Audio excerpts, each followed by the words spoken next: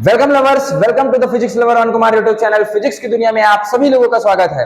आज का लेक्चर आपके लिए बहुत ज्यादा इंपॉर्टेंट होने वाला है, क्योंकि इस लेक्चर में हम डिस्कस करने वाले हैं कि भैया जो तापमान होता है, जो टेम्परेचर होता है, वो किस प्रकार से डिपेंड करता है हमारा रेसिस्टिविटी और रेसिस्टेंस में, यानी कि हमारे पास प्रतिरोधक और प्रतिरोधकता में किस प्रकार से डिपेंड करता है। चलिए स्टार्ट करते हैं। उसके स्टार्ट करूंगा मैं और आपको पहले फॉर्मूला बताऊंगा, इसके बाद मैं आपको कुछ न्यूमेरिकल्स कराऊंगा जो आपके ऑब्जेक्टिव पॉइंट ऑफ व्यू से, बोर्ड पॉइंट ऑफ व्यू से और जेई और नीट पॉइंट ऑफ व्यू से इंपॉर्टेंट है। देखिए, जब हमने रेसिस्टेंस और रेसिस्टिविटी का डिपेंडेंसी देखी और टेम्परेचर का प्रभाव देखा, तो हमने ये पाया कि अगर मुझे जैसे मान लेते हैं जैसे मान लेते हैं एट T1 टेम्परेचर यदि हमारा रेसिस्टेंस R1 है ना, T1 जो है हमारा टेम्परेचर है, तापमान है, उस वक्त यदि हमारा रेसिस्टेंस R1 है और एट T2 टेम्परेचर हमारा रेसिस्टेंस R2 है, तो अगर हम R1 और R2 के बीच में बच्चों रिलेशन देखें, है ना, relation in R1 and R2, relation in R1 and R2, ये फॉर्मूला को समझाने के लिए बता रहा हूं कि यदि मान लीजिए हमारे पास टेम्परेचर दो ठो है, एक टेम्परेचर हमारे पास T1 है जिसमें रेसिस्टेंस R1 है, तो जब हम तापमान को चेंज करते हैं तो हम जानते हैं रेसिस्टेंस हमारा चेंज हो जाता है, प्रतिरोधक हमारा चेंज हो जाता है, तो T2 पर हमारे पास R2 होगा। तो इसका जो फॉर्मूला आता है वो आता है R2 बराबर R1 1 plus alpha T2 minus T1। क्या होता है बच्चों, देखो हमने क्या लिखा, अगर मुझे R2 की वैल्यू निकालना हो, जनरली पेपर में यही कहता है कि T1 टेम्परेचर पर हमारे पास R1 रेसिस्टेंस है, T1 टेम्परेचर पर R1 रेसिस्टेंस है, तो T2 टेम्परेचर पर कितना रेसिस्टेंस होगा बताइए। तो R2 बराबर हो जाएगा बच्चों R1 1 plus alpha T2 minus T1। यहां पे जो अल्फा होता है इसे हम टेम्परेचर कोफिशिएंट बोलते हैं। क्या बोलते हैं? टेम्परेचर कॉफिशिएंट बोलते हैं। अगर हिंदी से बोले तो तापमान गुणांक बोलते हैं। क्या बोलते हैं? टेम्परेचर कॉफिशिएंट बोल रहे होते हैं, तापमान गुणांक बोलते हैं इसे, है ना। तो इसे हम टेम्परेचर कॉफिशिएंट बोलते हैं। तो ये रेसिस्टेंस में प्रभाव हो गया कि भैया रेसिस्टेंस में हमारे पास तापमान का किस प्रकार से प्रभाव पड़ रहा होता है। तो क्या किया, T1 में अगर R1 है, T2 में अगर R2 है, तो R2 निकालने का तरीका हो गया R2 बराबर R1 और 1 plus alpha T2 minus T1। तो इस फॉर्मूले को बहुत अच्छे तरीके से याद कर लीजिए। क्यों? क्योंकि इस फॉर्मूले से रिलेटेड हमारे पेपर में कई बार बोर्ड पेपर में क्वेश्चंस आ चुके हैं, एमपी बोर्ड में भी आ चुके हैं और सीबीएसई बोर्ड में भी आ चुके हैं, और कई क्वेश्चंस जेईई मेंस में पूछे जा चुके हैं। करता क्या है, आपको T1 दे दिया, T2 दे दिया, R1 दे दिया, R2 की वैल्यू पूछ लिया, या फिर हो सकता है T1 दे दिया, T2 दे दिया, R2 दे दिया, R1 की वैल्यू पूछ लेगा, या हो सकता है कि T1 R1 दोनों की वैल्यू मिल गई, T2 R2 दोनों की वैल्यू मिल गई, अब बोल रहा है कि अल्फा की वैल्यू निकालिए, अल्फा यानी टेम्परेचर कॉफिशिएंट, तापमान गुणांक की वैल्यू निकालिए, तो अल्फा की वैल्यू भी आपसे यहां से पूछा जा सकता है। तो ये फॉर्मूला आपको बहुत अच्छे तरीके से इस फॉर्मूले को याद कर लेना है। अच्छा, अगर हम रेसिस्टिविटी का लिखेंगे, रेसिस्टिविटी को हम बोलते हैं बच्चों रो बोलते हैं, तो जहां R लिखा हुआ है तो वहां रो लिख दीजिएगा ऐसे करके कि रो2 बराबर रो1 और 1 प्लस अल्फा और T2 माइनस T1। तो बहुत सिंपल है, जहां R है वहां रेसिस्टिविटी कर देंगे। तो जब आपसे बोलेगा T1 टेम्परेचर में रो1 है, T2 टेम्परेचर में रो2 है, तो रो2 के बीच में हमारे पास रिलेशन निकालने का, तो ये स्पेसिफिक रेसिस्टेंस रेसिस्टिविटी यानी प्रतिरोधकता का ऐसे ये वाला यूज कर सकते हैं आप फॉर्मूला, और रेसिस्टेंस दिया रहेगा तो ये वाला फॉर्मूला यूज करना है। बस कुछ नहीं करना है, रो की जगह हमें क्या लिख देना है बच्चों, R लिख देना है।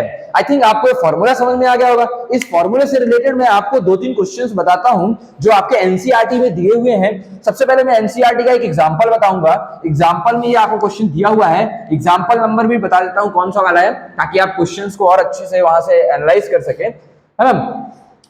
तो हमारे पास देखता हूं, मैं एक बार बताता हूं जल्दी से फटाक से। देखिए हमारे पास एग्जांपल नंबर दिया हुआ है यहाँ पे 3.4। ये बहुत बेहतरीन सवाल है और इसके आने के चांसेस बहुत ज्यादा है, ये सबसे ज्यादा बेहतरीन सवाल है। देखिए हमारे पास क्या दिया हुआ है इसमें बच्चों, सॉरी कहां गया। चलिए स्टार्ट करते हैं। क्वेश्चन 3.4 है हमारे पास। ये बोल रहा है कि the resistance of the platinum wire of a platinum resistance, आप क्वेश्चन डिस्कस देख सकते हैं अपने बुक में। The resistance of a platinum wire of a platinum resistor thermometer at the ice point, ice point का जो रेसिस्टेंस दिया हुआ है वो कितना दिया है बच्चों, 5 ओम दिया हुआ है। तो एग्जांपल नंबर ये 3.4 है आइस पॉइंट का। आइस पॉइंट में टेम्परेचर कितना होता है, 0 डिग्री सेल्सियस होता है।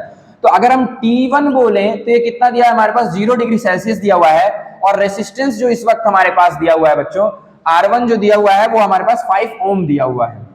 ठीक है, फिर क्या बोल रहा है, and at the steam point is इतना। स्टीम पॉइंट जो होता है हमारे पास बच्चों, स्टीम पॉइंट में टेम्परेचर जो होता है वो 100 डिग्री सेल्सियस होता है। तो T2 जो दिया हुआ है हमारे पास 100 डिग्री सेल्सियस दिया हुआ है, और R2 जो दिया हुआ है हमारे पास वो कितना दिया है, 5.23 ओम दिया हुआ है। और एक और क्या बोल रहा है, when the thermometer is inserted in a hot bath, जब उस थर्मोमीटर को हम गर्म पानी में डालते हैं तो जो प्रतिरोधक होता है प्लेटिनम वायर का वो इतना हो जाता है। मतलब R3 भी दिया हुआ है 5.795 ओम दिया हुआ है ना, तो ये हमारे पास दिया हुआ है। इसको चलो एक काम करो, इसको T1 दिए हो, इसको T1 R1 हो गया, T2 पे R2 हो गया, R3 पे हमारे पास इतना रेसिस्टेंस दिया हुआ है। फिर पूछ रहा है calculate the temperature of the bath, हमसे मतलब कि बाथ का टेम्परेचर पूछ रहा है, बाथ का हमारे पास क्या पूछ रहा है, टेम्परेचर पूछ रहा है। देखो हमारे पास T1 की वैल्यू इतनी दी हुई है, मतलब पहले आइस पॉइंट जब भी लिखा रहेगा बच्चों, एक चीज ये भी याद कर लीजिए, चलिए जब आइस पॉइंट लिखा रहता है इसका मतलब वहां पे ये हो गया कि T बराबर हमारे पास 0 डिग्री सेल्सियस हो गया। अगर आपको स्टीम पॉइंट दिया हुआ है, स्टीम पॉइंट मतलब होता है पूरी तरह से उबल रहा होगा, तो टेम्परेचर जो होगा वहां पे 100 डिग्री सेल्सियस होगा। तो यहां से हमने पहले क्वेश्चन लिखा कि T1 टेम्परेचर इतना है तो R1 इतना है, T2 टेम्परेचर इतना है तो R2 इतना है, R3 टेम्परेचर इतना है तो हमसे T3 टेम्परेचर और R3 का रेसिस्टेंस दिया हुआ है तो हमसे T3 पूछा गया है। इस हम जानते हैं कि फॉर्मूला जो होता है हमारे पास, अगर हम इन दोनों के बीच में लगाएंगे, इन दोनों के बीच में पहले लगाएं तो R2 बराबर R1 और 1 plus alpha T2 minus T1। बच्चों यहां पर आप क्या कर सकते हो, देखो कि यहां पे अल्फा की value is not given, alpha जो है हमारे पास वो गिवन नहीं है। अल्फा जो होता है हमारे पास वो टेम्परेचर तापमान गुणांक होता है, यहां पे अल्फा की वैल्यू नहीं दी हुई है। तो आप क्या कर सकते हो, इन दोनों सवाल का इस्तेमाल करके, इन दोनों डाटा का इस्तेमाल करके अल्फा की वैल्यू निकाल सकते हो। क्यों? क्योंकि R2 की वैल्यू भी आपको कितनी पता है, 5.23 पता है, और R1 की वैल्यू भी आपको कितनी पता है, 5 पता है, और 1 प्लस अल्फा, और T2 की अगर हम बात करें, T2 की वैल्यू आपको 100 पता है और T1 की वैल्यू आपको 0 पता है। तो यहां से आप देख सकते हो इस वाले इक्वेशन में केवल अल्फा की कमी है, तो हम यहां से अल्फा निकाल सकते हैं। ये डिवाइड आ जाएगा 5 में, तो ये 5 में डिवाइड आ जाएगा, तो हमारे पास 5.23 डिवाइड बाय 5 बराबर 1 प्लस अल्फा इंटू 100 है। ये प्लस में है, इधर आएगा माइनस में जाएगा, तो हमारे पास यहां से कितना डाटा आ जाएगा, देखिए 5.23 upon 5 minus 1 into alpha into 100। अगर हम इसको एलसीएम लेकर सॉल्व करें तो 5 इधर चला गया, तो 5.23 में से 5 माइनस करेंगे तो 0.23 अपॉन 5, और इस 100 को मल्टीप्लाई में है तो इधर डिवाइड में आ जाएगा, तो ये 500 बन जाएगा अल्फा। अगर हम इस की बात करें, 23 लिखा हुआ है और इसका अगर हम देखें तो पॉइंट के बाद 2 डिजिट है, तो 2 डिजिट हमारे पास 2 जीरो नीचे चले जाएंगे, तो यह आ जाएगा 23/5, और 2 जीरो ऑलरेडी हमारे पास थे पहले से और 2 जीरो इसके आ गए, तो 10⁴ बन गया, ये हमारा अल्फा आ गया। अगर हम इसको लिखना चाहें तो इसी तरह लिख दीजिए, बाकी अगर और आपको पॉइंट में डिवाइड करके लिखना हो तो वैसे भी लिख सकते हैं, पर आपको मैं बता रहा हूं अल्फा कितना आ गया हमारे पास, 23/5, और नीचे साइड मल्टीप्लाई 10⁴। तो आपने अल्फा निकाल लिया। अब आपके पास क्या आ गया बच्चों, अल्फा आ चुका है। जब आपने इन दोनों का इस्तेमाल किया, देखिए जरा ध्यान से, जब आप लोगों ने किन किन इक्वेशंस का इस्तेमाल किया, इस वाली और इस वाली का इस्तेमाल किया, तो आपको अल्फा मिल गया। अब आपको T3 निकालना है, तो आप क्या करेंगे, इसका और इसका इस्तेमाल कर लेंगे। किन दोनों का, पहले जैसे हम मतलब लिखते हैं, फॉर्मूला यूज करते हैं, पहले क्या कंडीशन थी, अब क्या कंडीशन है, तो अब इस और इस फॉर्मूले को लिख लेंगे। तो R3 बराबर हमारे पास R1, और अगर हम देखें 1 प्लस अल्फा और T3 माइनस T1। चाहे तो आप इन दोनों किसी का भी इस्तेमाल कर सकते हैं, इन दोनों का इस्तेमाल करके निकाल लें, चाहे तो इन दोनों का इस्तेमाल करके निकाल लें, किसी का भी इस्तेमाल करके निकाल सकते हैं। यहाँ पे 3 कंडीशन इसलिए दी हुई थी क्योंकि पहले 2 कंडीशन से आपके सारे डाटा दिए हुए थे, अल्फा नहीं दिया हुआ था, तो अल्फा निकाल लिए। मैं आपको बताना चाहता हूं, जो अल्फा होता है वो टेम्परेचर कोफिशिएंट होता है, तो वो हर मेटल का सेम होता है। मतलब कि जैसे मान लीजिए आपने एक मेटल का फिक्स होता है, दूसरे मेटल का अलग होगा, तो यहाँ पे जिस मेटल को हम लेके सॉल्व कर रहे होंगे, तो अगर इस कंडीशन से अल्फा जितना आया है उतना हर बार अल्फा रहेगा, एक कांस्टेंट टर्म की तरह बिहेव कर रहा होता है। तो R3 की वैल्यू बच्चों आपको दी हुई है 5.795, और R1 की जो वैल्यू आपको दी हुई है वो कितनी दी है, 5 दी हुई है, और 1 प्लस अल्फा। चाहो तो अल्फा की वैल्यू यहां पुट कर सकते हो, लेकिन अपन बाद में पुट कर देंगे। और T3 माइनस T1, T3 की वैल्यू आपको पता नहीं है, T1 की वैल्यू 0 है, तो T3 माइनस 0, तो यहाँ पे आ जाएगा T3। अब अगर आप 5 को इससे डिवाइड कर देंगे तो 5.795 डिवाइड बाय 5 आएगा बराबर 1 प्लस अल्फा की वैल्यू जो आपने निकाली थी वो पुट कर दीजिए, कितनी निकाली थी 23/5 मल्टीप्लाई बाय 10⁴ इंटू T3, है ना। अब इस 1 को इधर भेजेंगे तो माइनस में आ जाएगा, तो कितना बन जाएगा आपके पास 5.795 अपॉन 5 माइनस 1 बराबर 23/5 मल्टीप्लाई बाय 10⁴ इंटू T3। अपने को T3 निकालना है, इससे माइनस करेंगे तो 5 बन जा 5 आ जाएगा, और इससे माइनस करेंगे तो ये आएगा हमारे पास 0.795 और डिवाइड बाय 5 बराबर 23/5 मल्टीप्लाई बाय 10⁴ इंटू T3। 5 से 5 कैंसिल हो जाएगा, और इस पूरे डाटा को, ये पूरा डाटा इससे मल्टीप्लाई है तो इधर आकर डिवाइड में जाएगा, तो हमारे पास 0.795 और ऐसा चाहे तो 10⁴ को ऊपर भेज दो मल्टीप्लाई बाय 10⁴, और 23 नीचे भेज दो, 23 नीचे आ गया इज इक्वल्स टू T3। अब आप इसे बहुत आसानी तरीके से सॉल्व कर सकते हैं। ये 3 पॉइंट के बाद कितने डिजिट लगेगा बताओ, 1 2 3 है, तो 3 है, यानी कि 10⁻³ जो होगा नीचे जाएगा, 10⁻³ और 10⁻4 ऊपर है, तो क्या हो जाएगा हमारे पास, देखिए यहाँ पे कैसा आ जाएगा 795 और 10⁴ यहाँ पे है ही सही, और 23 है ही सही, और 10⁻³ नीचे गया तो ये इससे कैंसिल हो जाएगा हमारे पास, तो यहाँ से हमारे पास आएगा 795 अपॉन 23, और यहाँ बचा हमारे पास 10⁴ था तो एक 0 और आ गया, क्योंकि 3 तो कट गए थे। अब इसको डिवाइड करेंगे जब आप, तो आप देखेंगे T3 आपको कितना मिल जाएगा डिवाइड करने पर आपको मिलेगा बच्चों 345.65 डिग्री सेल्सियस, यही आपका आंसर होगा। तो ये बहुत बेहतरीन सवाल था, इस साल पेपर में आने के चांसेस हैं इसके। इन दोनों वैल्यूज का इस्तेमाल करके हमने अल्फा निकाला, आज जब अल्फा मिल गया तो इन दोनों की वैल्यू इसका इस्तेमाल करके अल्फा की वैल्यू पुट करके हमने T3 को निकाल लिया। बहुत आसान था, बहुत इजी कंसेप्ट था। देखिए कुछ बच्चे क्या होता है फॉर्मूला भी नहीं याद करते हैं सवाल डिफिकल्ट होने के चक्कर में, तो क्या होता है बच्चों, अगर आप गिवन डाटा लिख देते हैं और ये फॉर्मूला लिख देते हैं और थोड़ा बहुत वैल्यू बता देते हैं कि क्या क्या क्या वैल्यू दी हुई है, तो आपको अगर 3 मार्क्स का क्वेश्चन है तो 1.5 मार्क्स आपको मिल जाते हैं, है ना। तो ये हमारा एक इंपॉर्टेंट क्वेश्चन था जो एक्सरसाइज एग्जांपल नंबर 3.4 था। This is not exercise question, this is example number 3.4। अगर हम 3.3 वाला देखें तो 3.3 वाला इससे इजी है, थोड़ा सा लैंग्वेज बड़ी है, उसको भी ट्राई कीजिएगा आप लोग। मैं आपको अब एक्सरसाइज के 2 क्वेश्चन और करा देता हूं जो कि आपके इससे रिलेटेड हैं। हालांकि मैं न्यूमेरिकल्स की वीडियो बनाऊंगा, बट फिर मैं ये सारे न्यूमेरिकल्स वहां पे कवर नहीं कर रहा हूँ, क्योंकि मैं इसको यहाँ पे कवर किए दे रहा हूं। तो हमारे पास अब हम बात करने वाले हैं 2 और एग्जांपल्स की बात कर लेते हैं जो कि आपके एनसीईआरटी की बुक में ही दिए हुए हैं। बता देता हूं मैं आपको कहां पास दिए हुए हैं, आपके दिए हुए हैं 3.5। एग्जांपल नंबर नहीं है, this is a exercise NCERT की बुक में आपका एक्सरसाइज में 3.5 क्वेश्चन जो है वो। अब उसमें क्या दिया हुआ है देखिए, at room temperature the resistance of the heating element is इतना। जब हमारे पास रूम का तापमान 27 डिग्री सेल्सियस है तो जो हीटिंग एलिमेंट है उसका जो रेजिस्टेंस है वो कितना दिया हुआ है बच्चों, 100 दिया हुआ है।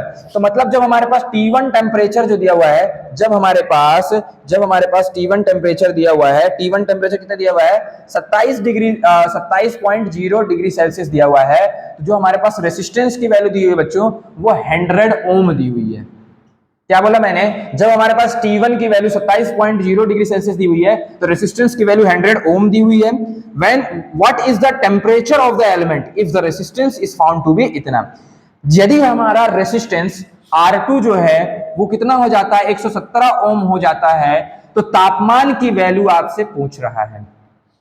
देखो T1 की वैल्यू दे रखा है और बोल रहा है कि R1 इतना है, R2 की वैल्यू दे दिया है और T2 की वैल्यू आपसे पूछा है, और इसमें साथ साथ में ये भी दिया हुआ है कि temperature coefficient of the material of the resistor is इतना।